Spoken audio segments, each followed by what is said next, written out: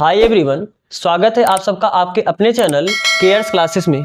आज के इस लेक्चर में हम सब देखेंगे क्लास 10th का मैथ।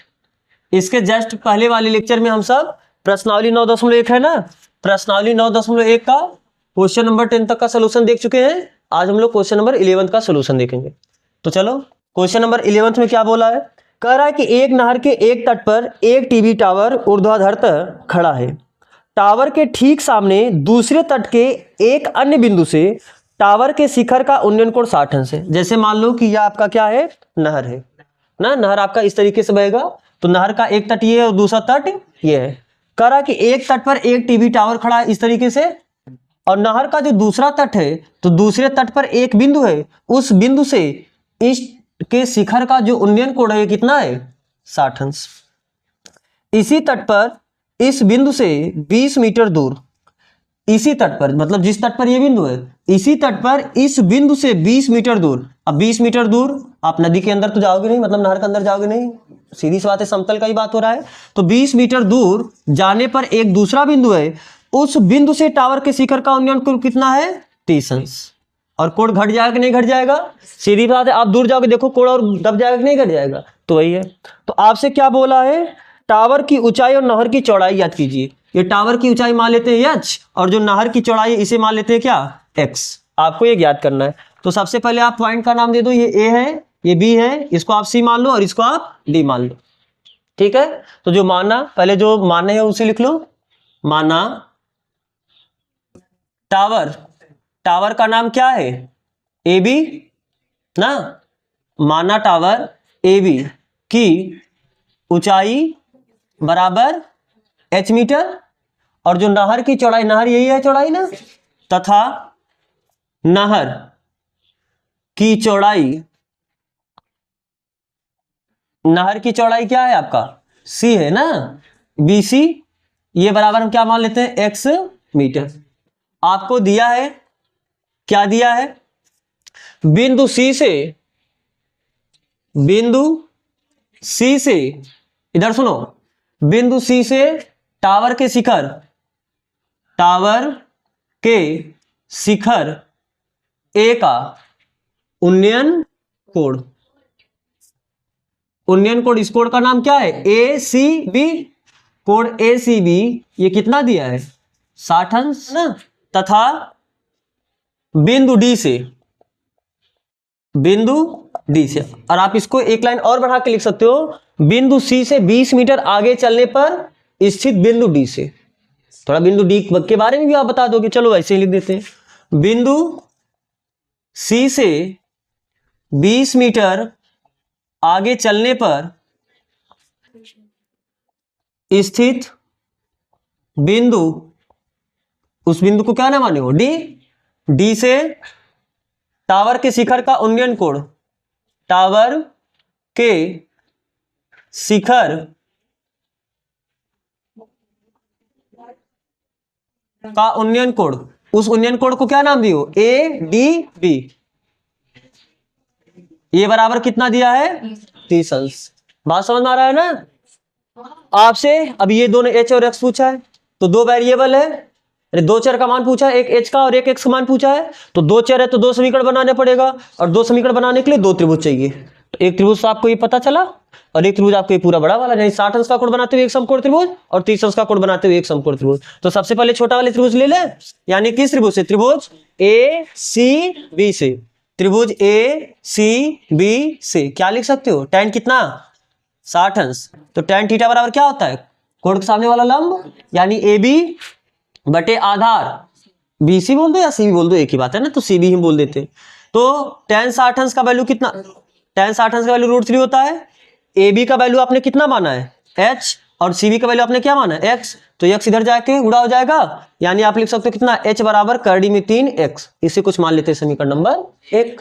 अब आओ दूसरे त्रिभुज, ये पूरा बड़े वाले त्रिभुज, यानी त्रिभुज ADB से, त्रिभुज ADB से आप क्या बोल सकते हो, tan 30 अंश। तो tan थीटा बराबर क्या होता है, लंब। अब पूरा लंब आपका वही AB रहेगा, लेकिन अब की जो आधार होगा, आधार आपका D से B तक पूरा होगा, तो यानी DB। tan 30 अंश का वैल्यू 1/3 होता है, ए बी का वैल्यू कितना माने हो h, और d से b तक का वैल्यू 20 प्लस, क्योंकि यहां से ये दूरी आपका इतना 20 है और ये दूरी ऑलरेडी x है, तो 20 प्लस x होगा। बस समझ में आ रहा है ना ये चीज? तो कितना आ जाएगा 20 प्लस x, क्रॉस मल्टीप्लाई कर सकते हो, जब इसका गुणा इसमें करो कितना हो जाएगा 20 प्लस x, इसका गुणा इसमें करो कितना आ जाएगा 3, इसे मान लेते हैं समीकरण नंबर 2। तो क्या h का मान ले जाके यहां पर हम रख दें? तो समीकरण 1 और 2 से, समीकरण 1 और 2 से क्या, ये 20 है, 20 प्लस x बराबर √3 इंटू एच, एच की जगह है कितना √3x, तो √3x, तो 20 प्लस x बराबर √3 में √3 का गुणा करो केवल 3 आ जाएगा, तो 3x, और प्लस x उधर जाके क्या हो जाएगा -x, और जब 3x में से 1x घटाओगे 2x बचेगा ना, तो 20 बराबर कितना आया 2x, और 2 दाम में 20, तो x बराबर कितना मिला 10 मीटर, यानी नहर की चौड़ाई। ठीक, अब x की वैल्यू चाहे ले जाके आप यहां पर रख दो, दोनों समीकरण में रख सकते हो, यहां पर आपको बहुत ज्यादा, अरे इसकी तुलना में ज्यादा आपको हल करना पड़ेगा, हम यहां पर रख देते हैं, आपको सिंपली वैल्यू मिल जाएगा। तो क्या हो जाएगा x बराबर 10 कहां रखने पर, समीकरण 1 में रखने पर, लेके जाओ रखो, h बराबर कितना हुआ करड़ी में 3 x का वैल्यू कितना है 10, h बराबर कितना हुआ 10 अंडर रूट 3 मीटर।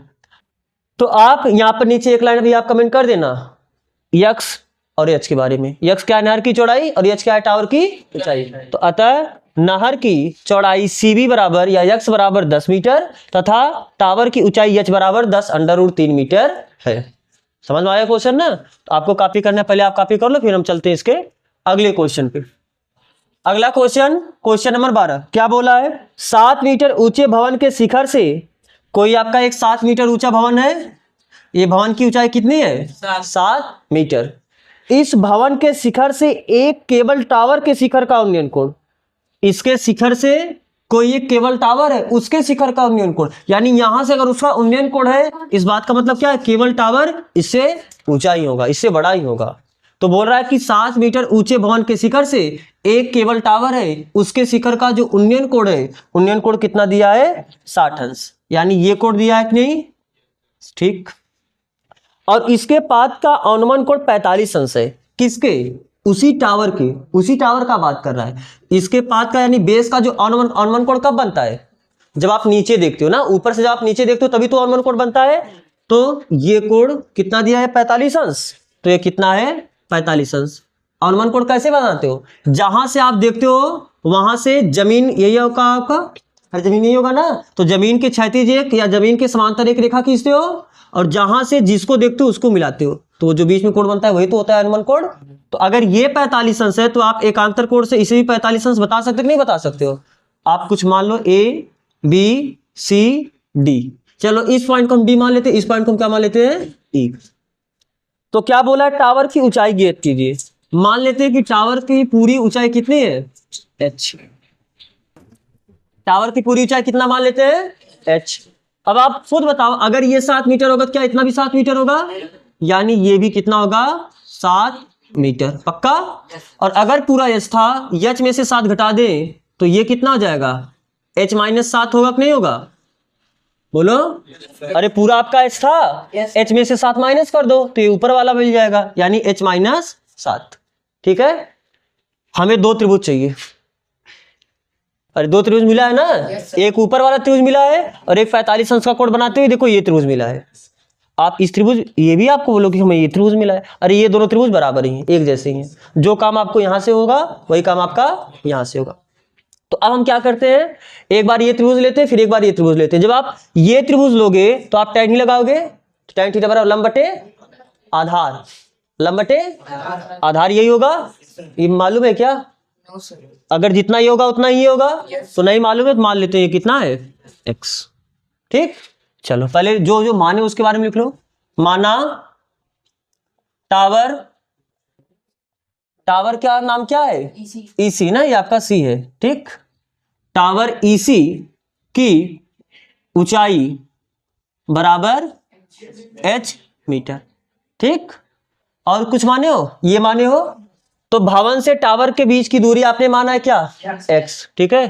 तो आप लिखो तथा भवन से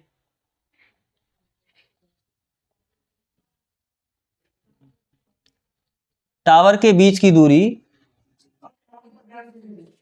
बराबर x मीटर। कोई दिक्कत? अब आपको जो दिया है वो बता दो। भवन की ऊंचाई आपको दिया है 7 मीटर, दिया है भवन AB की ऊंचाई बराबर 7 मीटर। तो अगर ये 7 मीटर होगा तो ये भी 7 मीटर होगा, तो दिस इंप्लाइज दैट DC भी कितना हो जाएगा? 7 मीटर। अगर DC 7 मीटर होगा तो ED कितना हो जाएगा? H minus 7 metre. यहां तक बात समझ में आ रहा है? उन्नयन कोण और अवनमन कोण के बारे में भी लिखना है, या आप डायरेक्ट लिख दो इतना सीधा कि कोण AED ना, कोण AED या उन्नयन कोण ऐसे लिख दो। उन्नयन कोण कोष्ठक में कोण AED ये बराबर कितना है? 60 अंश। और ये अवनमन कोण है, अवनमन कोण, अवनमन कोण, अवनमन कोण का नाम क्या है? चाहे DAC बोलो या एकांतर कोण से AC भी बोल सकते हो। कोण DAC ये बराबर कितना दिया है? 45 अंश। तो आप सीधा बता सकते हो अगर ये 45 है तो ये 45 हो गया, यानी ACB, कोण ACB बराबर भी कितना हो जाएगा? क्यों? कोष्ठक में आप लिख सकते हो क्या है? एकांतर कोण से। ठीक, तो अब बस आप दो त्रिभुज पकड़ो और दोनों त्रिभुज में आप इक्वेशन को लगाओ। तो ये x होगा तो जरूरत पड़ने पर हम इतने को भी x ही लिखेंगे। तो एक बार ऊपर वाला त्रिभुज लेते हैं। कौन सा त्रिभुज? त्रिभुज EDA। EDA से क्या लगा दे? tan 60 अंश। tan थीटा बराबर क्या होता है? लंब बटे आधार। तो लंब कितना है? ED और आधार कितना है? AD ना। tan 60 अंश का वैल्यू कितना होता है? √3। ED का वैल्यू कितना है? H minus 7। AD का वैल्यू कितना? अगर ये x था पूरा AD भी आपका x ही होगा। ठीक, तो यहां से आप लिख सकते हो कितना? √3x बराबर H माइनस 7। तो हम यहां से h का वैल्यू निकाल दें। हमें क्या x तो पूछा नहीं है ना, हमें केवल h पूछा है। एक काम करते हैं, यहां से x का वैल्यू निकालते हैं, क्योंकि x वैल्यू रख देंगे तो आपको हर जगह h दिखाई देगा, पक्षांतर करके h का वैल्यू मिल जाएगा, x वैल्यू नहीं निकालना पड़ेगा। तो एक काम करो, यहां से आप किसका वैल्यू निकाल दो? x का। तो x बराबर क्या लिख सकते हो? H माइनस 7 बटे √3। बोलो ठीक है। माने परिमेयीकरण करने का √3 का ऊपर नीचे गुणा कर दे समीकरण। हाँ, या तो आप समीकरण मान लो, बाद में जाके वहां पर गुणा कर देना। तो चलो इसे आप कुछ मान लो समीकरण नंबर 1। अब आओ, अब दूसरा त्रिभुज आपको चाहिए। तो दूसरा त्रिभुज कौन होगा? ABC। तो त्रिभुज ABC से, त्रिभुज ABC से आप क्या बोल सकते हो? tan 45 अंश। tan 45 क्योंकि tan थीटा बराबर क्या होता है? लंब बटे आधार। तो कोण के सामने वाला लंब यानी AB बटे आधार यानी BC। tan 45 अंश का वैल्यू कितना होता है? 1। AB का वैल्यू देख बताओ कितना है? 7। और BC का वैल्यू कितना है? x। तो यहां से आपको क्या मिला? x बराबर 7। ओहो, हम सोचे थे कि h का वैल्यू मिल जाएगा, यहां से आपको x का ही वैल्यू मिला। कोई बात नहीं, तो आप x का वैल्यू ले जाके यहाँ पर रखे, पक्षांतर करके आप h का वैल्यू निकाल लो ना। हमें लगा था कि समीकरण बनेगा, देखा नहीं tan 45, क्योंकि tan 45 ना सिंपल होता है। tan 45 का वैल्यू होता कितना है? 1। तो आपको सीधा वो मिल जाता है ना उसमें। ठीक, तो x वैल्यू की, तब एक काम करना, आप इस समीकरण को थोड़ा सा h बराबर करके लिख दो, डायरेक्ट में वैल्यू रखना कोई। तो इसका गुणा इसमें करो, कितना आ जाएगा? करड़ी में 3x बराबर h माइनस 7, और माइनस 7 इधर आके क्या आ जाएगा? +7। तो हम इसे ऐसा लिख दें, +7 ये बराबर कितना हुआ? h। ये हुआ समीकरण 1। नहीं दिक्कत है? तो आओ x वैल्यू ले जाके इसमें रखो। तो x बराबर 7 कहां रखने पर? समीकरण 1 में रखने पर। तो रखो √3 x वैल्यू कितना रखना है? 7 +7 बराबर h। तो 7 कॉमन ले सकते हो, तो यहां पर बचा कितना? √3, और यहां पर कितना बचा? 1। तो ये बराबर क्या हुआ? h। यानी हाइट आपको कितना मिला? 7 √3 + 1, और नहीं कुछ है तो किसमें? मीटर में है, क्योंकि सब कुछ आपको मीटर में दिया, ये भी मीटर में दिया था, तो ये भी आपका किस में आएगा? मीटर में आएगा। तो आप एक लाइन नीचे कमेंट करो क्या कि अतः टावर EC की ऊंचाई h बराबर 7 √3 + 1 मीटर होगी, या है, आप जो भी लिख दो, ठीक है। तो आगे चले, अगर आपको ये कॉपी करना आप इसे कॉपी कर लो, फिर हम बढ़ते हैं अगला क्वेश्चन। हम सब क्वेश्चन 12 तक कर चुके हैं। अब आओ देखो अगला क्वेश्चन, क्वेश्चन नंबर 13। क्या बोला है क्वेश्चन नंबर 13 में? समुद्र तल से 75 मीटर ऊंची लाइट हाउस के शिखर की दोनों शिखर से देखने पर दो समुद्री जहाजों के अनुमान कोण 30 अंश और 45 अंश है। यदि लाइट हाउस के एक ही ओर एक जहाज दूसरे जहाज के ठीक पीछे हो तो जहाजों के बीच की दूरी ज्ञात कीजिए। आपका कोई समुद्र तल है, मान लेते हैं कि आपका वाटर लेवल है ना, समुद्र तल का मतलब ये समुद्र तल है। इससे 75 मीटर ऊंची लाइट हाउस के शिखर से देखने पर, इससे कितने मीटर ऊंची? 75 मीटर ऊंचे एक आपका कोई लाइट हाउस है, उसके शिखर से देखने पर दो समुद्री जहाजों के अनुमान कोण 30 अंश और 45 अंश है। दो समुद्री जहाज है। अब हो सकता है कि एक जहाज इधर चले दूसरा इधर चले, हो सकता है एक इधर चले दूसरा उधर चले, लेकिन सवाल में आगे जाके वो क्लियर कर दिया है, यदि लाइट हाउस के एक ही ओर, जो दोनों जहाज है वो किस ओर है? एक ही ओर है। एक ही ओर एक जहाज दूसरे जहाज के ठीक पीछे हो तो, जो पहला जहाज है वो दूसरे जहाज के क्या है? ठीक पीछे। तो जहाजों के बीच की दूरी, आपको ये दोनों जहाजों के बीच की दूरी मान लेते हैं क्या है? x, ये ज्ञात करना है। और ये अनुमान कोण कितना दिया? 30 अंश और 45 अंश है। यहां से देखोगे अनुमान कोण, यानी जब आप नीचे देखते हो तो अनुमान कोण ही बनता है ना, और यहां से देखोगे तो कौन सा कोण 30 होगा, कौन सा कोण 45 होगा। आपको पता है कि जितना नजदीक आप जाओगे उतना आपको सर उठाना पड़ेगा, यानी उतना कोण बढ़ता जाता है। तो दूर वाला कोण छोटा होगा, नजदीक वाला कोण बड़ा होगा, यानी ये कोण कितना होगा? 30 अंश, और ये कोण कितना होगा? 45 अंश। तो मान लेते हैं आपका जहाज ए है, ये आपका जहाज बी है, और जो आपका लाइट हाउस है इसको हम सी और डी मान लेते हैं। ये जो डी है ये लाइट हाउस का क्या है? शिखर है। बात समझ आ रहा है ना? yes. चलो, अब क्योंकि देखो जब आप ये त्रिभुज लगाओगे तो ये दूरी पूछा नहीं है, लेकिन इसका काम पड़ेगा ही पड़ेगा। अपने मन से मान लेते हैं ये दूरी क्या है, यानी पहले जहाज का लाइट हाउस से जो दूरी है वो कितना है मान लेते हैं y। तो पहले जो पूछा है आप उसे मान लो, और जो दिया है आप उसे लिख दो। तो क्या पूछा है? माना दोनों जहाजों ए एंड बी, ए तथा बी, ऐसे लिखना, ए तथा बी के बीच की दूरी x मीटर, हम मान लेते हैं इनके बीच की दूरी क्या है? x metre. आपको दिया है क्या? जो लाइट हाउस है वो समुद्र तल से कितनी? लाइट हाउस यानी आपका लाइट कहीं यहीं पर लगा होगा, ये तो आपका समुद्र तल है, समुद्र तल से इसकी ऊंचाई दिया है। लाइट हाउस यानी डी की समुद्र तल से ऊंचाई, या आपको दो बार यहां पर लेटर प्रयोग करना होगा तो आप सीधा ऐसे लिख लेना, दिया है लाइट हाउस की समुद्र तल से ऊंचाई, और सीधा आप बोल देना ये ऊंचाई क्या है? D C. ये बराबर कितना? 75 मीटर। ठीक है। और इस बीसी को मान लेते हैं, माना बीसी बराबर कितना? अपने मन से y मीटर। बीसी को अपने मन से y माने, इसका काम नहीं है, लेकिन फिर भी सवाल लगाने के लिए जरूरत पड़ेगा तो मानना पड़ेगा कुछ ना कुछ। अब उन्नयन कोण के बारे में भी लिखना है तो लिख सकते हो। क्या? पहले जहाज बी से लाइट हाउस के शिखर का उन्नयन कोण बराबर डी वी, इतना बराबर 45 अंश, ऐसे हो तो लिखो। दिया है, क्या दिया है?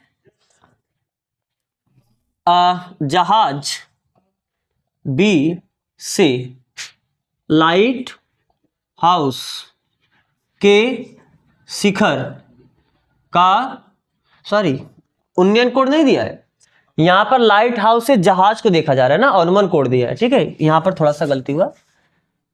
तो आप ध्यान से देखो, अगर अनुमान कोण है, अनुमान कोण कब बनता है? आप यहीं से देख रहे हो लाइट हाउस से, अपने आंख के समांतर क्या करोगे? आंख से होता हुआ एक रेखा खींचोगे, क्षैतिज रेखा, और यहां से अगर पहले जहाज की देखोगे तो ये लाइन मिलाओगे, तो ये कोण आपको कितना दिया? 45 अंश। तो अगर ये 45 है तो ये भी 45 अंश होगा। और फिर अब ध्यान से देखो, जब आप यहां से इसको देखोगे तो आप इसे मिलाओगे।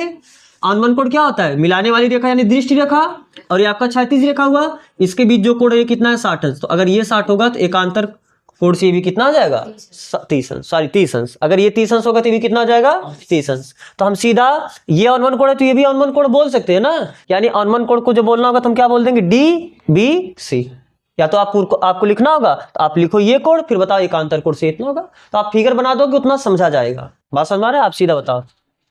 तो आप लिखो क्या दिया है, अवनमन कोण।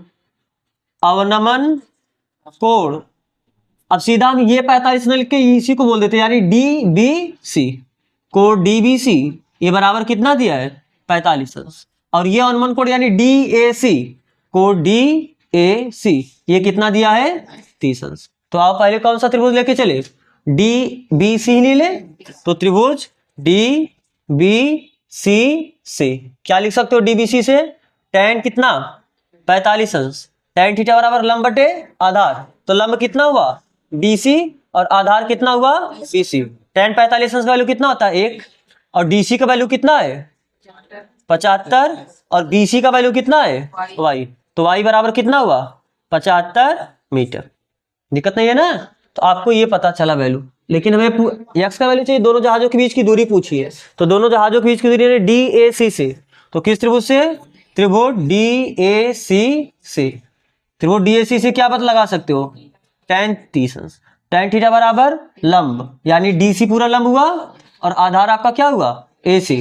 tan 30 अंश का मान 1/3 होता है ना, और DC की वैल्यू कितना पता है 75, और AC, अब देखो AC आपका x प्लस वाई हो जाएगा, आप दोनों साइड क्रॉस मल्टीप्लाई कर सकते हो, तो यानी x प्लस वाई बराबर कितना हो जाएगा 75 कड़ी में 3, लेकिन y का वैल्यू तो आप 75 जानते हो, तो y का वैल्यू रख दो, तो x प्लस 75 बराबर 75 कड़ी में 3, तो x बराबर कितना प्लस हो जाएगा, क्या हो जाएगा माइनस, यानी 75√3 माइनस 75, तो बताओ कितना हो जाएगा x इक्वल टू, आप 75 कॉमन ले सकते हो, जब 75 कॉमन लोगे कड़ी में 3 माइनस 1, यही क्या आ गया दोनों जहाजों के बीच की दूरी, इतना क्या मीटर।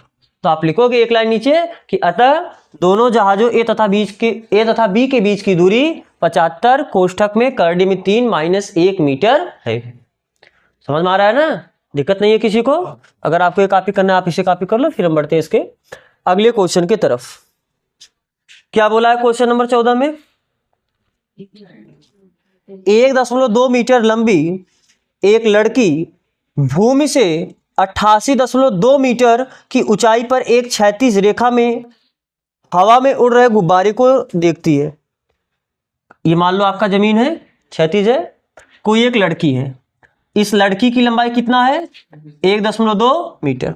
ये जो लड़की है ये किसे देख रही है 88.2 मीटर की ऊंचाई पर, कितने मीटर की ऊंचाई पर 88.2 मीटर की ऊंचाई पर क्षैतिज दिशा में उड़ रहे गुब्बारा, यानी कोई आपका एक गुब्बारा है, मान लो गुब्बारा ये क्षैतिज डायरेक्शन में उड़ रहा है, यानी इस डायरेक्शन में उड़ रहा है।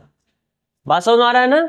तो क्या बोल रहा है कि यदि किसी भी क्षण लड़की की आंख से गुब्बारे का उन्नयन कोण 60 अंश है, शुरुआत में ये उन्नयन कोण कितना था, मान लो ये किसी समय उन्नयन कोण का मतलब ऊपर ही देख रही होगी, तो ये उन्नयन कोण कितना था 60 अंश, और फिर कुछ समय बाद ये उन्नयन कोण घट के, क्योंकि जब उड़ता उड़ता दूर चला जाएगा तो देखो ये कोण और कम हो गया कि नहीं कम हो गया, तो ये कोण कितना हो गया 30 अंश हो गया। इस अंतराल के दौरान गुब्बारे द्वारा तय की गई दूरी ज्ञात कीजिए। तो इतने टाइम में गुब्बारा कितना दूरी चला होगा, मान लेते गुब्बारा कितना दूरी चला होगा x, तो हम क्या करें इस पूरे को मिला दें, क्योंकि देखो अब आपका एक त्रिभुज ये बन जाएगा और आपका एक त्रिभुज ये बन जाएगा। बात समझ में आ रहा है कि नहीं समझ में आ रहा है? ठीक है, पहले आप नाम दे दो इसमें कुछ।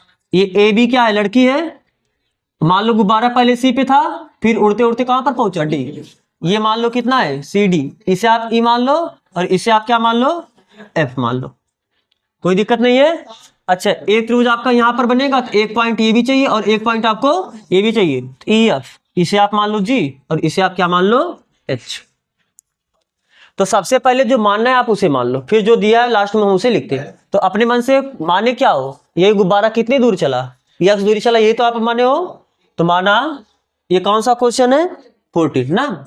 आप लिखो माना गुब्बारा, माना दिए गए समय में गुब्बारा, ऐसे लिखना, दिए गए समय में गुब्बारा कितना दूरी चलता है, गुब्बारा x मीटर आगे चलता है। ठीक है, अगर गुब्बारा x दूरी आगे चला तो क्या ये भी x होगा, बोलो, ये x है तो ये भी x ही होगा। अब ध्यान से देखो, ये आपको पूरा कितने, ये जो पूरा हाइट दिया है ये पूरा हाइट 88.2 है, और अगर इतना 1.2 है तो ये भी 1.2 होगा। बोलो, तो अगर पूरा 88.2 पता है और इतना 1.2 पता है, इतना घटा दे 88.2 में से, आपको ये ऊंचाई पता चल जाएगा नहीं पता चल जाएगा? पहले आप लिखो, दिया है, क्या दिया, ये भी दिया है और आपको ये भी दिया, यानी लड़की की ऊंचाई ना, हाँ लड़की की ऊंचाई, क्या नाम दे इसे, बी ए, ये बराबर कितना दिया है 1.2 मीटर। और गुब्बारे की जमीन से ऊंचाई, गुब्बारे की जमीन से ऊंचाई, जमीन से ऊंचाई क्या है आपका सी एफ, पूरा सी से एफ तक है ना, ये सी एफ, ये बराबर कितना दिया था 88.2 मीटर। आप यहां से सी जी बता सकते हो कि नहीं, दिस इंप्लाइज सी जी बराबर पूरा 88.2 में से 1.2 घटा दे, तो यानी 88.2 माइनस 1.2, तो सी जी बराबर कितना हुआ 87 क्या मीटर। आपको ये दूरी कितना मिला, ये 87। समझ आ रहा है ना? yes. देखो बोला क्या है, एक लड़की है, लड़की की लंबाई कितनी है 1.2 मीटर, वो किसी समय उड़ रहे एक गुब्बारे को देखती है ना, इस बात पे क्या हंसी वाली बात है? किसी गुब्बारे को देख रही है, उसका उन्नयन कोण कितना था 60 अंश, और गुब्बारा उड़ता उड़ता आगे बढ़ा, फिर वो उन्नयन कोण घट के कितना हो गया 30 अंश। आपसे पूछा कि वही कितने समय, मतलब जब उसका उन्नयन कोण 60 से घट के 30 हो गया, उतने समय गुब्बारा कितना आगे चला होगा। हम मान लिया गुब्बारा कितना चला होगा, यार आपको दिया गुब्बारा कितने मीटर की ऊंचाई पर उड़ रहा है, 88.2 मीटर की ऊंचाई पर उड़ रहा है, ठीक है। तो अगर यह 1.2 मीटर है तो ये भी 1.2 मीटर होगी, ये पूरा 88.2 है, तो अगर इतने में से हम 1.2 घटा देंगे तो हमको केवल यही मिलेगा ना, तो 88.2 में से 1.2 घटा दो तो 87 मिला, 87 यानी यहां से यहां तक की दूरी मिली। बात समझ आ रहा है ना? तो जब हम ये त्रिभुज लेंगे तो ये त्रिभुज में बेस भी चाहिए, हम ये बेस कुछ नहीं माने तो अपने मन से भी इसे कुछ मानना पड़ेगा, वाई मान लो इसे। हाँ बिल्कुल, बीजी लेके चल सकते हो ना, वाई मानो तो भी आपका काम हो जाएगा, मान लोगे बीजी की जगह बस वाई लिखना पड़ेगा, ना माने एक क्वेश्चन में, चल अभी ना माने कहीं तो आ इच्छा। और किसी की दिक्कत है ना फिगर में, फिगर सबको समझ में आ रहा है? चलो अब आओ देखो, तो क्या हम इस त्रिभुज यानी सी बी जी में, त्रिभुज सी बी जी से क्या लिख सकते हो, क्योंकि इस पूरे त्रिभुज में 60 अंश का कोण बन रहा है कि नहीं बन रहा है, तो यानी tan 60 लगाओगे, तो tan 60 अंश बराबर क्या होगा लंब बटे आधार, तो कोण के सामने वाले देखो इतने त्रिभुज बात कर रहे हैं, तो मेरा लंब कितना होगा सी से जी तक, सी जी बटे आधार, आधार कहाँ हुआ बी से जी तक यानी बीजी। tan 60 अंश का वैल्यू कितना होता है कार्डिन 3, सी से जी तक का वैल्यू कितना आपको मिला 87 बटे बीजी, बीजी आपको नहीं पता आप बीजी वैसे रख दो, तो यहां से आप बीजी का वैल्यू बता सकते हो ना, बीजी बराबर 87 बटे करडी में 3, अरे इधर नीचे आ जाएगा, तो आप एक काम करो करडी में 3 का ऊपर करडी में 3 का नीचे गुणा कर सकते हो, तो यहां से बताओ बीजी बराबर कितना मिला 87 करडी में 3 बटे करडी में 3 में करडी में 3 का गुणा करो कितना आ जाएगा 3, तो 87 3 से कटेगा भी, अरे 3 दूनी, तो बीजी बराबर कितना हुआ 3 दूनी 6 बचा 2 27 3 और कितना करडी में 3, तो बीजी बराबर कितना आ गया, ये आपको दूरी मिला। हमें ये दूरी नहीं चाहिए, हमको ये दूरी चाहिए, तो ये दूरी निकालने के लिए आप ये पूरा त्रिभुज लियो, अरे ये x है तो ये भी पूरा x होगा इस त्रिभुज में, यानी किस त्रिभुज से डी बी एच, त्रिभुज डी बी एच से क्या लिख सकते हो tan 30 अंश, अरे इस त्रिभुज में 30 अंश का ही तो कोण बन रहा है ना, तो tan 30 अंश, tan थीटा बराबर क्या होता है लंब बटे आधार, लंब यानी डी एच बटे आधार यानी बी एच, तो tan 30 अंश का वैल्यू कितना होता है 1 बटे करडी में 3, और डी एच का वैल्यू आपको, क्योंकि ये 87 है तो ये भी कितना होगा, ये भी तो 87 ही होगा, तो कितना हो जाएगा 87 बटे बी एच। अब देखो बी से जब एच का बात करोगे तो बी से एच के लिए बीजी प्लस जी एच लिखोगे कि नहीं लिखोगे, बीजी प्लस जी एच, और जी एच को आपने क्या माना है एक्स, हमें यही तो निकालना है एक्स, तो ठीक है। अच्छा बीजी का आपको वैल्यू पता चल चुका है 29 करडी में 3, ये वैल्यू लाके आप इसमें रख दो, यानी 1 बटे करडी में 3 ये बराबर होगा 87 बटे बीजी, और बीजी का वैल्यू है कितना 29 करडी में 3 प्लस एक्स, तो क्या आप इसका गुणा इसमें इसका गुणा इसमें कर सकते हो, एक का गुणा करोगे वही रह जाएगा, यानी 29 करडी में 3 प्लस एक्स, ये बराबर हो जाएगा इसका गुणा इसमें करो यानी 87 करडी में 3, तो एक्स बराबर कितना हो जाएगा प्लस उधर जाके क्या आ जाएगा माइनस, यानी 87 करडी में 3 -29 करड़ी में 3, तो यहाँ से x बराबर कितना मिला? 7 में से 9 घटाओ कितना हो जाएगा? 8। 8 8 16 17 होता है ना। और यहाँ पर कितना बचा? 7। 7 में से 2 घटाओ कितना आ जाएगा? सॉरी 7 में से 2 घटाओ कितना आ जाएगा? 5। और करड़ी में 3 मीटर। यानी आपको यही x ही तो चाहिए था। x यानी गुब्बारा कितना दूरी चला, तो गुब्बारा कितना दूरी चला है? 58√3। आप लिखोगे कि दिए गए समय में गुब्बारा 58 करड़ी में 3 मीटर की दूरी तय करेगा या चलता है। आप ये भी लिख सकते हैं। समझ में आ रहा है सबको? कोई दिक्कत नहीं है किसी को? तो एक क्वेश्चन बचा, उसे आप कंप्लीट करवा दो। तो पहले आप ये कॉपी कर लो। देखो आओ लास्ट क्वेश्चन इसका, क्वेश्चन नंबर 15। बोला है कि एक सीधा राजमार्ग एक मीनार के पास तक जाता है। ये मान लो आपका क्या है? कोई एक मीनार है। राजमार्ग मतलब समझ लो हाईवे ना, जो आपका नेशनल हाईवे होता है उसी को आप राजमार्ग कहते हो।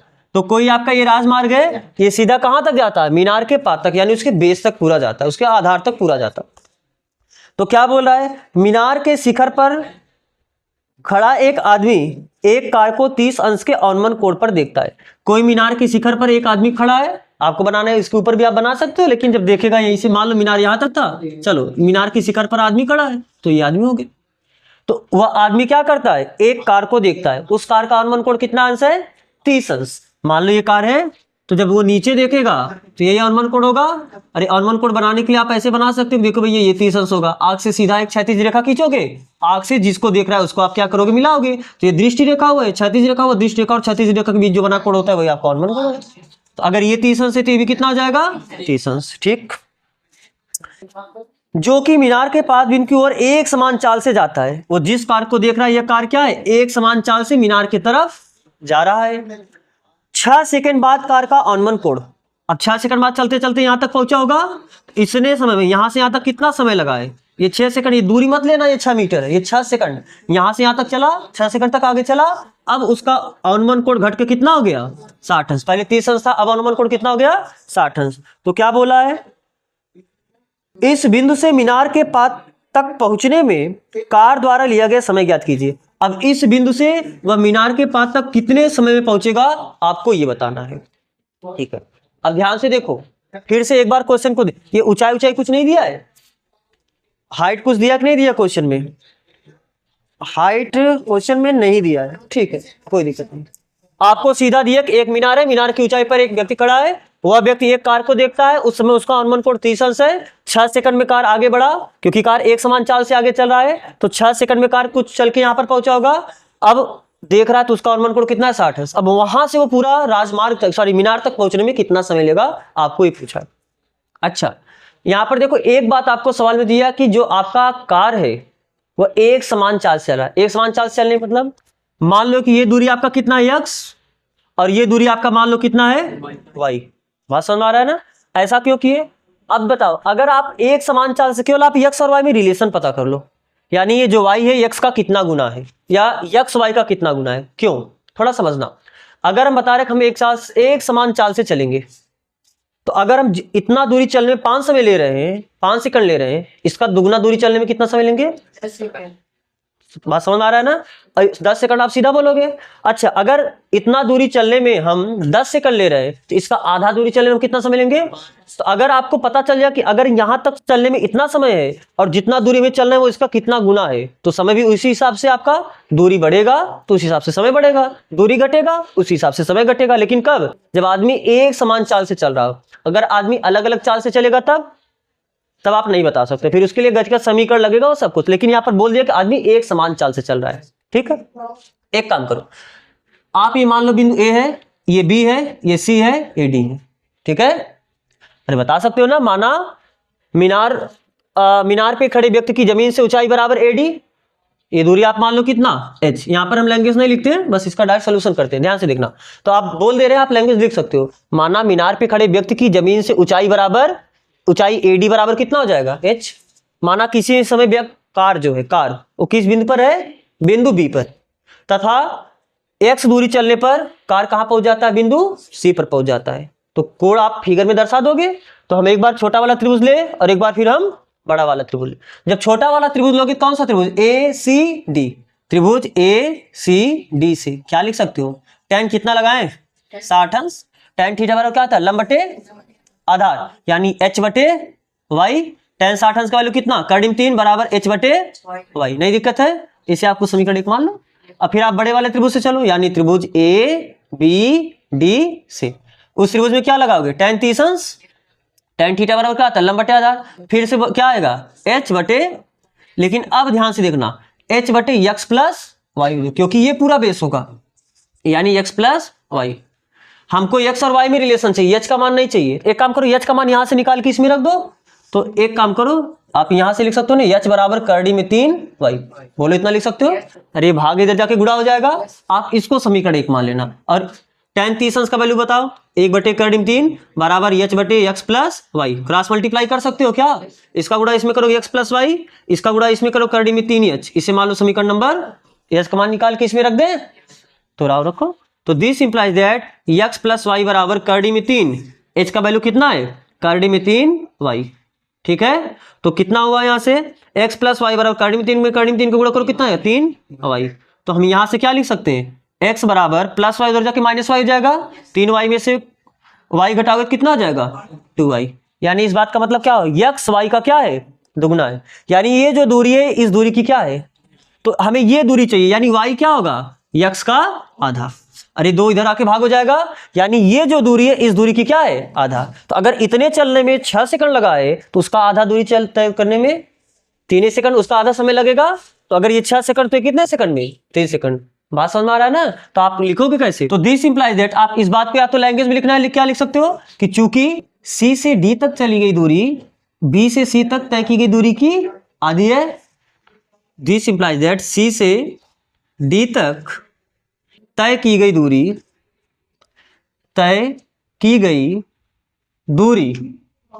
B से C तक तय की गई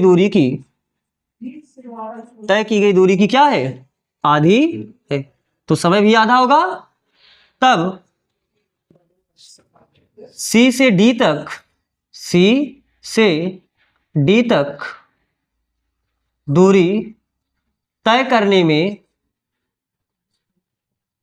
लगा समय कितना हो जाएगा, 6/2, यानी मतलब इतने का आधा समय, इतने का समय कितना लिया है, 6 सेकंड। तो 6 का आधा करो कितना आ जाएगा, 3 सेकंड। यानी कार इस बिंदु से मीनार तक 3 सेकंड में दूरी तय कर लेगा। बात समझ में आ रहा है, एक बार आप इसे फिर समझ लो, ध्यान से देखो।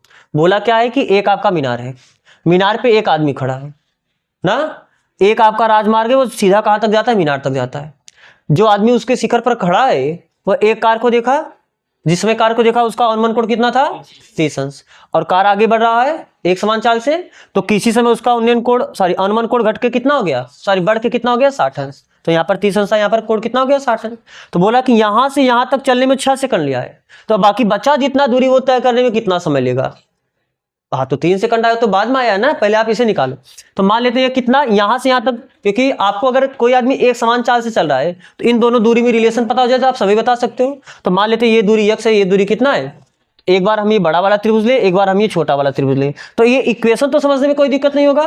अरे जब आप पूरा बड़ा वाला त्रिभुज ले, यानी ABD, तो त्रिभुज ABD से आप क्या लिखो, अच्छा पहले छोटा वाला लिखो, वही देख लो, ACD, तो त्रिभुज ACD से tan 60 लगाओगे, tan थीटा बराबर क्या होता है, लंब बटे आधार। तो लंब कितना हुआ, h, और आधार कितना हुआ, y। तो h बटे y हुआ, यहां से h बराबर ये भाग इधर जाके क्या हो जाएगा, गुणा। तो h बराबर कर्डी में 3y मान लेते हैं, इसे समीकरण नंबर 1। अब फिर बड़ा वाला त्रिभुज लेते हैं, यानी 30 अंश बनता हुआ, तो 30 अंश से ABD, त्रिभुज ABD से tan 30 अंश बराबर लंब बटे आधार। तो लंब कितना है, h, और आधार पूरा ये है ना, यानी x प्लस वाई।